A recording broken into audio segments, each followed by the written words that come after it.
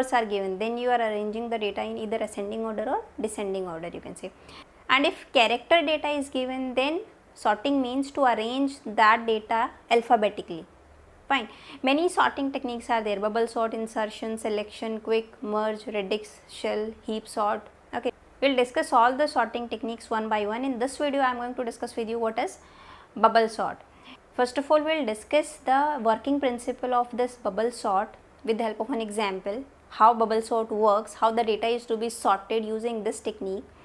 Then we will write down the code, and after that we will see what modification we can make in that algorithm of bubble sort for improving that algorithm. Okay, now first of all, let us take one example.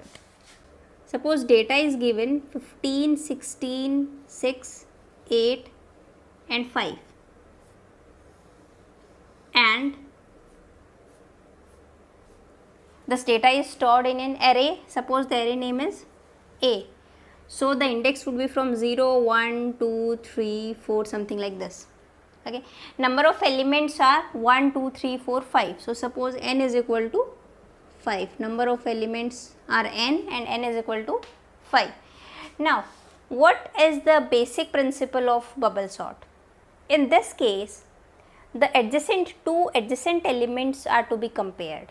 If those elements are in correct order, then it's fine, we'll move further.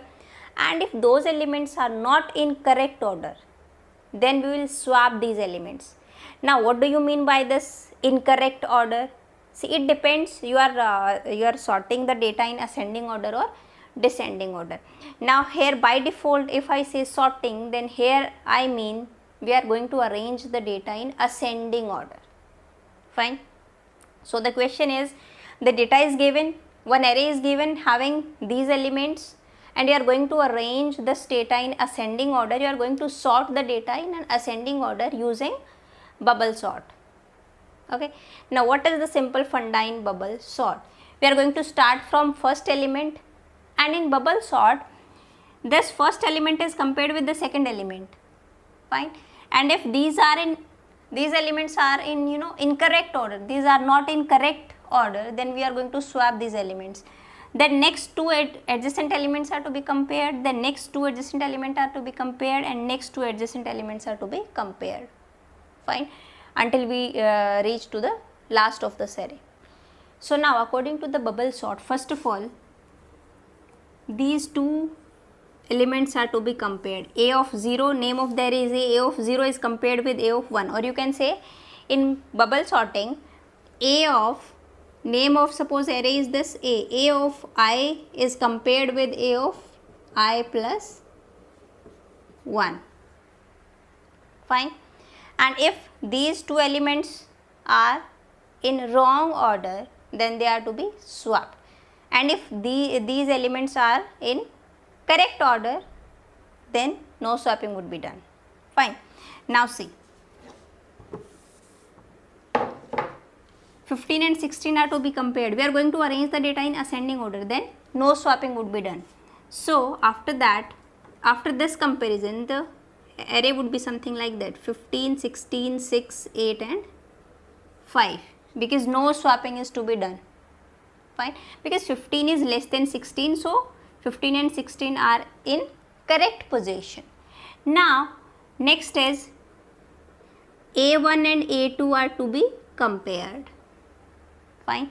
Now see, these are in wrong order, so we are going to do swapping. So 6 would be at this place and 16 would be at this place. So after swapping, the array would be 15, 6, 16, 8 and 5. Now next is these two elements are to be compared, A of 2 and A of 3 now.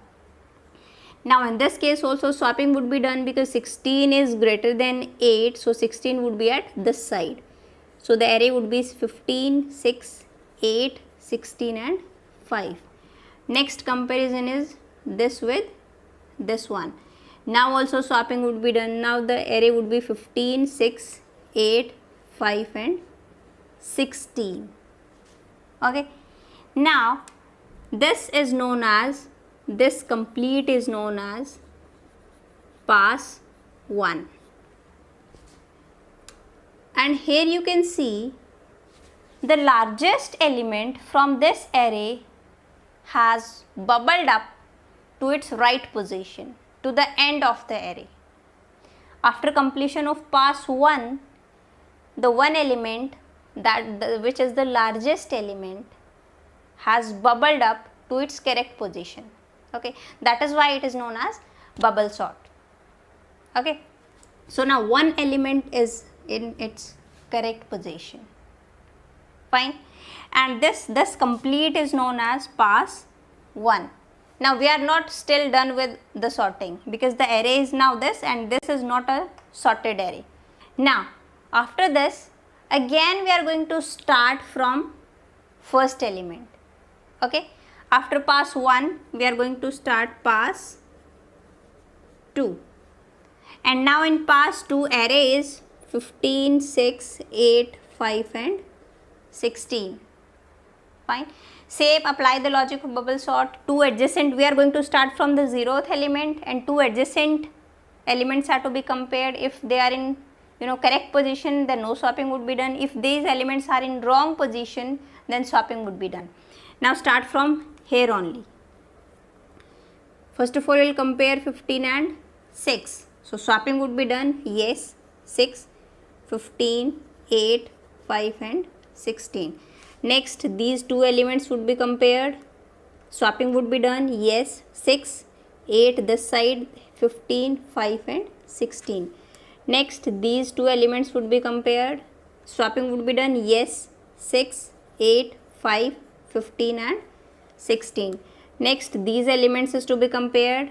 6, 8, 5. Swapping would be done. No, 15 and 16. Now we have reached to the end of this array. Now this is pass 2. Now after completion of pass 2, see two elements are at its correct position. This is the largest element and this is the second largest element. Now these two elements are at its correct position. Now remaining elements are these three elements. Now again we are going to repeat the same step. We are going to start from the here only, from the 0th position, and we are going to compare adjacent elements, because still we are not done with the sorting. So now in pass 3, see now array is what? 6, 8, 5, 15 and 16. Now again we are going to start from this to this, from starting only, starting element. Swapping would be done? No swapping would be done. So the array is 6, 8, 5, 15 and 16. Next, these elements are to be compared. Swapping would be done? Yes. 6, 5 here, 6, 8 this position, 15 and 16. Next, these elements. 6, 5, swapping would be done? No. 8, 15 and 16. Next is this one and this one. 6, 5, 8, no swapping would be done, 15 and 16. Now we are reached to the end of the array. Now this is pass 3. Now after pass 3, three elements are at its correct position. Largest, second largest and third largest. Now remaining are two elements. Now next pass would be pass 4. And in pass 4 array is 6, 5, 8, 15 and 16. Now again same steps would be repeated from the 0th element. The comparison would be done with the adjacent element. Here swapping would be done? Yes. So after swapping array would be 5, 6, 8, 15 and 16. Next this with this. 5, no swapping, 6, 8, 15 and 16. Next with this one. 5, 6, no swapping would be done, 8, 15 and 16. Next with this one. 5, 6, 8, 15 and 16. Now this is the array. Now we have reached to the end of the array. Okay. Now this is what the sorted array. After pass 4, these four elements are its correct position, and total elements are 5, then obviously you can say it's common sense. If 5 elements are there, then you need to sort only 4 elements. Then obviously the 5th element would automatically be at its correct position, right? So now we have sorted these 4 elements. So this element, the 5th element, is automatically at its correct position. So now this array is now sorted. How many passes you require? 1, 2, 3 and 4. To sort how many elements? 5 elements. Okay. So how to calculate how many number of passes required? Number of elements minus 1. If number of elements are 6, then how many passes would be required? 5. Number of elements are 10, the number of passes would be 9. Okay, we will modify this also. It's not like that if number of elements are 10, then those elements would be sorted in 9 passes only. Okay, that is not a rule. We are going to see that case also. Okay, this is the general case. If n elements are there, then in bubble sort, these steps would be repeated how many times? N minus 1 times. See now, within this pass, how many comparisons are there? 1, 2, 3, 4. 4 comparisons, right? Within this pass also we have 1, 2, 3, 4 comparisons. Within this pass 1, 2, 3, 4. This pass 1, 2, 3, 4. So 2 loops would be there. One loop is for passes 1, 2, 3, 4. And second loop is for these comparisons, or you can say iterations. Fine. Within the pass, how many comparisons are there? So one outer loop is for passes, and within the passes one inner loop would be there for these comparisons. Fine. Now how to write the code? Write down the outer loop. For suppose we are taking one variable I is equal to, outer loop is for these number of passes, and how many times this loop would be executed? N minus 1 times, right? Because number of elements are here 5, number of passes are 4, that is n minus 1. So this loop would be executed for how many times? N minus 1 times. So if we are going to start I from 0, then I should be less than n minus 1 and I plus. I hope you got the concept. Okay, here suppose I is from 0, so here you can say this pass is for I is equal to 0. When I is equal to 1, then this pass. When I is equal to 2, then this pass. And when I is equal to 3, then this pass. Okay, that is why I am taking I is equal to from 0 to less than n minus 1. Here n is 5 minus 1, that is 4. So I is less than 4. It means I is equal to till I is equal to, or you can say I is till 3.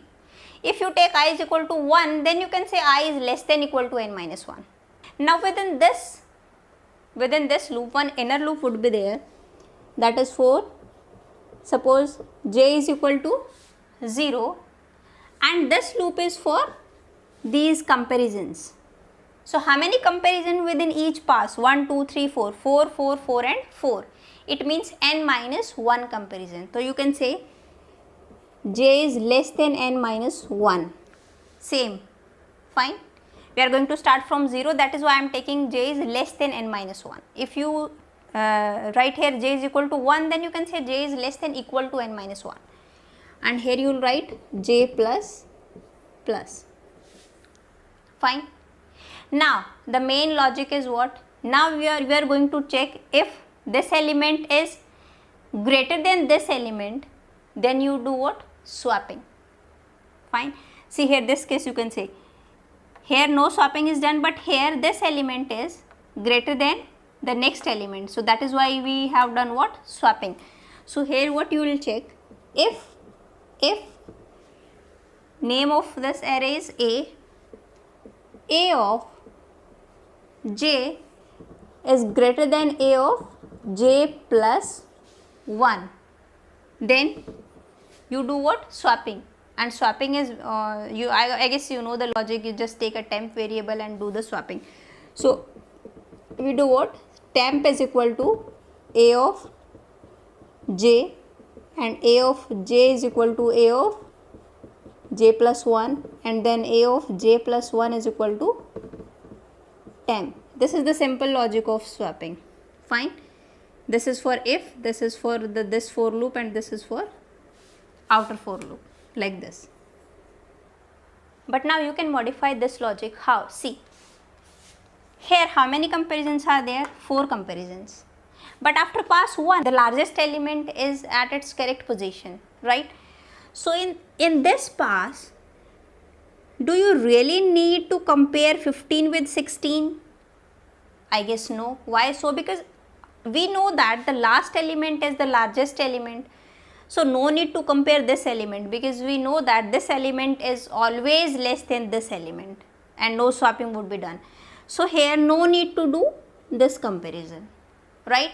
In this pass also, see, now after pass 2, these 2 elements are its correct position, the largest element and the second largest element. So here we know this is the largest element, this is the second largest element. Fine. Then do you really need to compare 8 with 15? No, because these elements are its correct position. These are the 2 largest elements. So we can say that obviously this element would not be greater than this element. So no need to compare this, and obviously then no need to do this comparison. Fine. So in this pass only 2 comparisons are required. In this pass only 1, 2, 3 comparisons are required. And in this pass, see, after pass 3, 3 elements are in its correct position. So you can say this array is sorted and this is unsorted. Now you just have to compare these elements because these are already sorted. So in this case, we only need this comparison. We don't need this comparison, we don't need this one, and we don't need this one. No need to compare this element with this one, because we know this is the third largest element and this element cannot be greater than this element. So why we are comparing this element? We are only increasing the computation time. No need to do this comparison. Fine. Now how to modify this code? See, this number of comparison depends on this I value, because when I value is 0, then how many comparison? N minus 1 comparison. But when I value is 1, then only 1, 2, 3, 3 comparisons. It means 1 comparison less. So when I value is 2, then how many comparisons? Only 1, 2 comparisons. So you can say when I value is increasing, number of comparisons are decreasing. So these number of comparison depends on I value. Fine. And for number of comparison, which loop is there? This inner loop is for number of comparisons. So we can modify this inner loop. We have to modify this inner loop. Now how to modify this loop? This loop, now this loop is not dependent on this I, because we are just going to start j with 0 and then we are going to increase the j value till less than n minus 1. So now you can do what? Here you can write n minus 1 minus I. N minus 1 minus I. If you do this case, then that unnecessary comparisons can be avoided. So how this will work? See, let us take one case. Let us take I value is equal to 2. Fine. 2 is less than n minus 1. N minus 1 is what? N is 5. 5 minus 1 is 4. Yes, this condition is true. 2 is less than 4. Then we will go to this loop. J is equal to 0 now. J is equal to 0. So j is less than n minus 1 minus I. N is equal to 5. 5 minus 1, 4. 4 minus I value is 2. 4 minus 2 is 2. Yes. 0 is less than 2. Yes. Then we will enter this loop. Now we compare what? A of 0 greater than A of 1. Now see, I is equal to 2. A of 0 greater than A of 1. No, this condition is not true because 6 is less than 8. Fine. So we will not enter in this condition, because this condition is not true, so we will not enter here. Finally, what should be done? J plus plus. Now j is 1. Now here what is there? 5 minus 1 minus 2, that is 5 minus 3 is 2. Now 1 is less than 2. Yes, we will enter again this loop. Now we will check a of, now j is what? 1. J is 1 greater than a of j plus 1 is 2. Now check, a of 1 is this one and a of 2 is this one. A of this one, 8 is greater than 5. Yes, then swapping would be done. So we have done the swapping 5 and 8. Now j value will be increased. Now j is equal to 2. But 2 is not less than 2. So now we will not enter into this loop. This condition is not true. And we will go out from this loop and I plus plus. Now I is equal to 3. How many comparisons are there? 1 and 2 only. So in this case, how many comparisons are required? 1 and 2 only, because 15 and 16, I have already told you this comparison not required, this comparison is also not required. Fine. So this is how you can avoid the unnecessary comparisons, only by writing here n minus 1 minus I. This is why we write here n minus 1 minus I. Now one more modification you can do in this algorithm, and that is known as optimized bubble sort. Now what is that modification? See, in this case, how many passes, after how many passes you got the sorted array? After 4 passes. You can say after n minus 1 passes. But every time this is not true. Maybe sometimes 10 elements are there and only after executing 3 passes you got the sorted array. Fine. But when you apply this logic, then this program would be executed for how many times? N minus 1. You can say if n is equal to 10, then for 9 times this is to be executed. Fine. And if suppose this all the elements has been sorted after the 3rd pass only, then remaining passes are wastage of time, na? So what you can do is, so to get this point, let us take one more example. See, now we are going to take one more example. See, suppose this is the array 16, 14, 5, 6 and 8. How many elements? 5 elements. Okay. Now according to this case, how many passes would be required? This numerical, or you can say this program would be executed for how many passes? 4 passes. N minus 1. N minus 1. Fine. Now see, when you apply the bubble sort, then you see that in pass 1, yes, swapping is done, we got the largest element here. In pass 2, we have just done 3 comparisons and 2 largest element are there.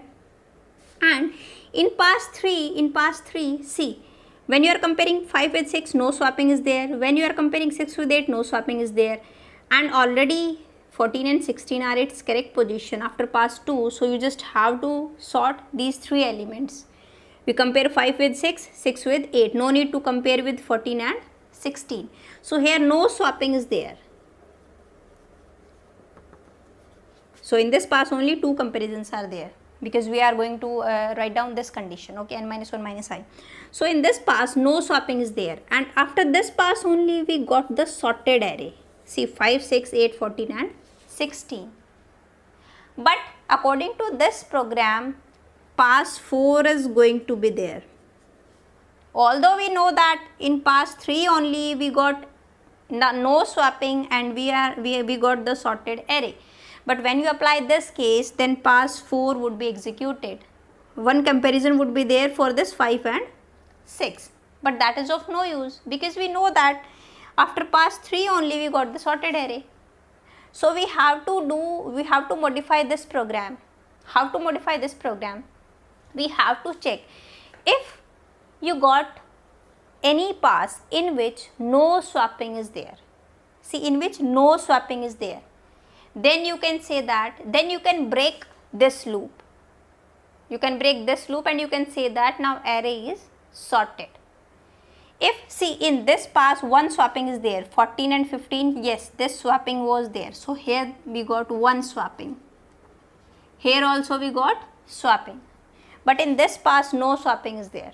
So we can say that now the array is sorted, no need to do any other passes. So how to check that condition? So we can take one flag variable, fine. Now in starting in this loop, suppose after this loop we are going to set this flag variable is equal to 0.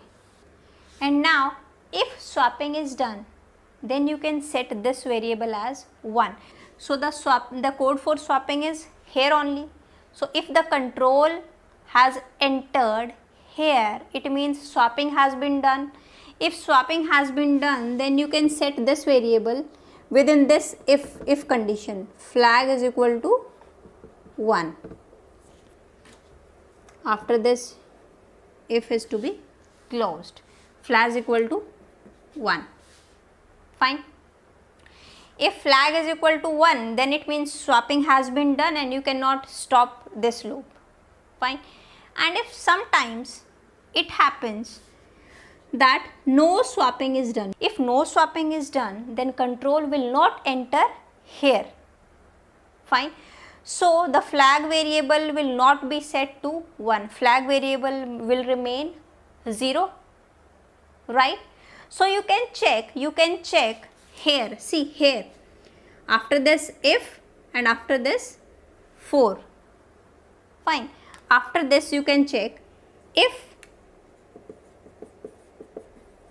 flag is equal to 0, then you can say break, and after that you will close the outer loop here only. If flag is 0, then break, break means from this loop you will go out, and you can here print that array is sorted. This is not the complete code, I am just writing the logic. You obviously you have to declare one array A, size of the array n, the flag variable and something like this. So this is the optimized bubble sort. So now let us trace out this program with the help of one example. Let us take one I value is equal to suppose 2. See, when I value is 0, so I value is 0 for this pass I value is 1, for this pass I value is 2, because we are going to start I from 0. So let us take I value is 2. Now if this code is correct, if we have written the flag variable and we have checked the flag variable at the right position, then you find out that I value would not be increased to 3, because because if we don't write this flag variable, this code, then how many passes would be there? 4 passes would be there, and I would be increased from 0 to 3. But if you write down this code and if this code is correct, then I value would not be increased to 3. The outer loop would be executed for I value 0, 1 and 2, only for I value 2, because after this pass only we got the sorted array, fine. Now check, when I value is 2, so 2 is less than n minus 1, n is 5 minus 1, that is 4, so this condition is true. Now control will go to this loop. So now see, flag is equal to 0, one variable is there, flag, and the value of that is 0, fine. Now j value is equal to 0, j is equal to less than n minus 1 minus I, so this is what, 0 is less than n is equal to 5 minus 1 minus I value is 2, so 5 minus 3, that is 2, this condition is true. So control will go within this loop. Now check, a of j value is 0, a of j greater than a of 1, here when I value is 2, fine. A of 0 greater than a of 1, is 5 greater than 6? No, this condition is not true.